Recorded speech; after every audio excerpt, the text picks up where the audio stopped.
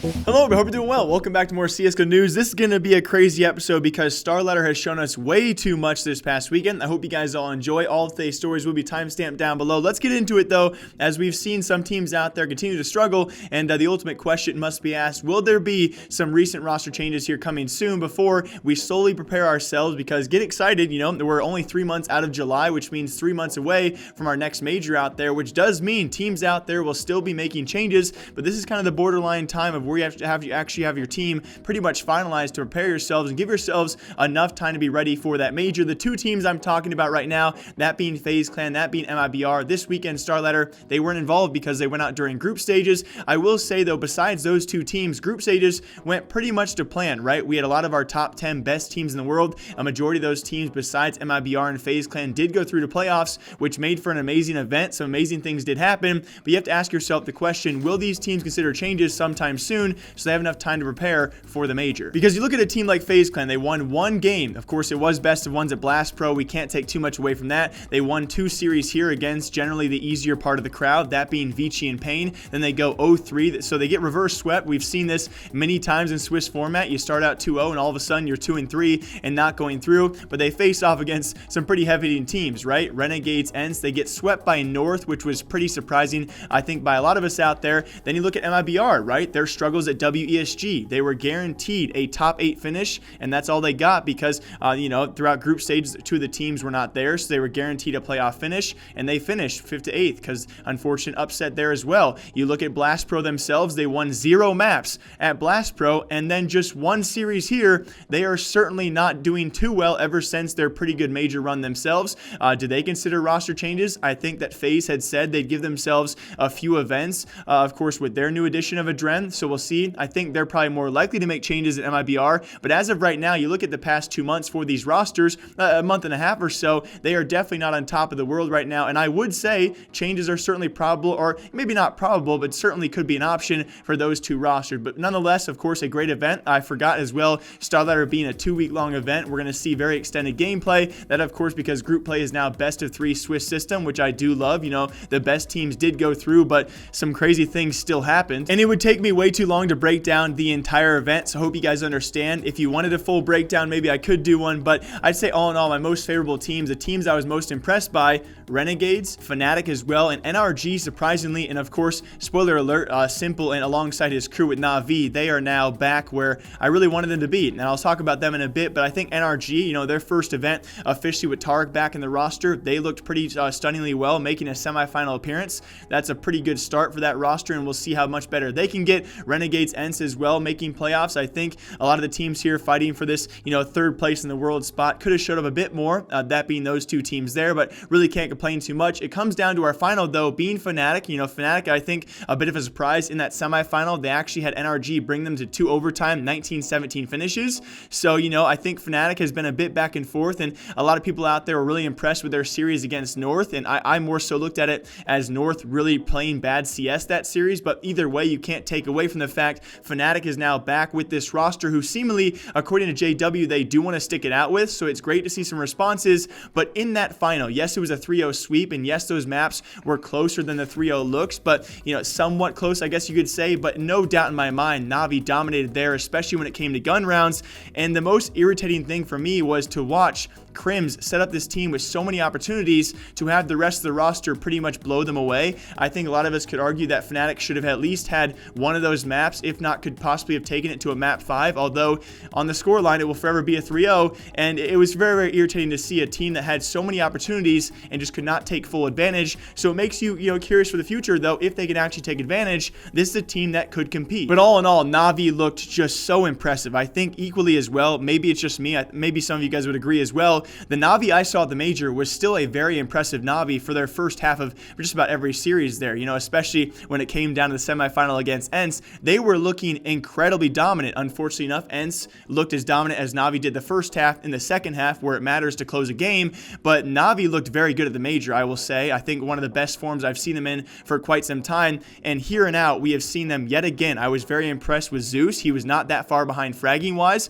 looking stellar himself. S1mple, a god as always, well-earned MVP. This guy is it's literally unfathomable what this guy can do in the game itself. So well deserved there, I think, carrying the team. But now it just besides that as well, we have Flamey looking his major self. He's also showing up. The entire team to me looked just so much better, and the reaction though was very surprising, right? It was almost a reaction of like, wow, we deserve this win. It was a long time coming, so we're not going to act too excited about this. The real work begins now, and the real question does become, because there's many rumors out there. It's not even a rumor about Zeus, right? He's wanted to retire in 2019. Who knows when that will be? We're going to assume he'll stay on for another major run out there. And now the rumors out there have started as sticker prices have rose out of nowhere for S1mple. And I apologize for clickbaiting you guys, but the rumor has begun on Twitter, on the Reddit forums, of apparently S1mple, if he were to win a major, would he retire? I don't think so. He's the best player in the world by a long shot right now. I don't think he'll retire, especially if they don't win a major, because he certainly needs one under his belt. The rumor is out there though, and that's why I'm throwing it out there. The ultimate question: do you guys think that S1mple would ever retire? And certainly we can all agree, if he did, where would Navi be? So all in all, that's what I've taken away. I think also the rumor did start because Thorn mentioned the lengthy video he would put out if S1mple did retire, so people take words for words out. I don't think he really insinuated him retiring at all, and I really think we can all agree that he likely will not retire and has no reason to. Either way though, in a very exciting tournament, a very obviously a huge tournament to try and break down. I saw some great CS, I saw some bad CS. Either way, you guys can give your thoughts down below. An amazing tournament, and it's amazing to see Navi hopefully back on top. We will see next event where they do fall though. In other news out there, Red Reserve, they cannot do a single thing right. Of course, we talked about this many months ago. I think it was actually, I guess not many months ago, back in February I covered this. It was Red Reserve apparently disbanding, and of course they kind of went out of nowhere. They left out of nowhere their CSGO roster, their Rocket League roster, their Call of Duty team as well. Pretty much just went to purely content creation, and no one really knew what was going on. Now thanks to Formula, actually this past weekend as well, late this past weekend, pretty much exposing Red Reserve for apparently owing in the realm of $250,000 to its players, its organization, and amongst that some other people as well in the organization as well, apparently saying it was incredibly corrupt, and that's why he eventually left it. And on top of that, Draken even quoting that tweet and confirming, yes, a part of that CSGO roster that was disbanded, they also owe their CS players money as well. Red Reserve, what are you doing? And also, if you guys remember back in February when I covered this, it was Disco Doplin / Disco Doplin. I do not know how to pronounce it still. He was actually taken to Twitter because he had also not been paid. His own mother got involved. His own mother was tweeting about this just to bring publicity to it, to try and get Red Reserve to pay. Oh, what was once known as a great clan is now coming down so terribly. Red Reserve apparently owes hundreds of thousands of dollars across many teams out there.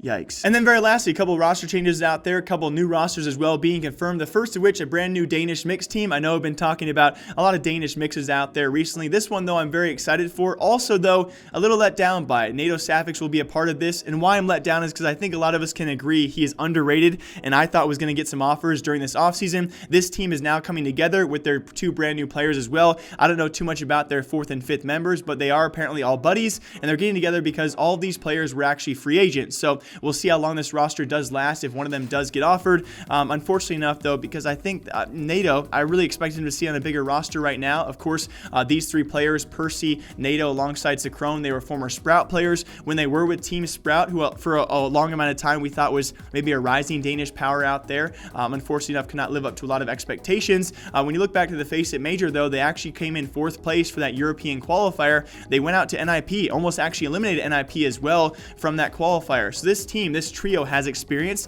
They have potential. All in all, I'm a bit sad because I think they deserve a little bit more and hopefully can be signed if they actually do, prove themselves. The problem comes to if they do start to prove themselves, if someone like NATO does get signed or actually offered, does he leave his buddies for that team? And then this team is, like most mixed teams, just done. And then very lastly, I've not been excited for a CIS announcement really too much. We've had Windstrike. They've actually acquired Bondic. We've also had, what else has it been? Gambit. They've been dropping players as well. I forgot to even tell you guys, Gambit, remember they dropped Blade, apparently confirmed as well by HLTV. S1mple, they're going to have Blade as a coach, or kind of offer him a role on the team as well. So that's very exciting to see what they're looking forward to in the future. And yes, I think we all saw him being signed somewhere. I would not have guessed Navi, but that's a great signing, I think, all in all. So we have had those two CIS shuffles going around. This last one, I did not think I'd be excited for Vega Squadron. If you guys have faith in the addition of C's to the roster, they have now finished it off with Dima from Team Spirit, who brings a hefty amount of experience. This guy has been with Spirit for 3 years. He's been to many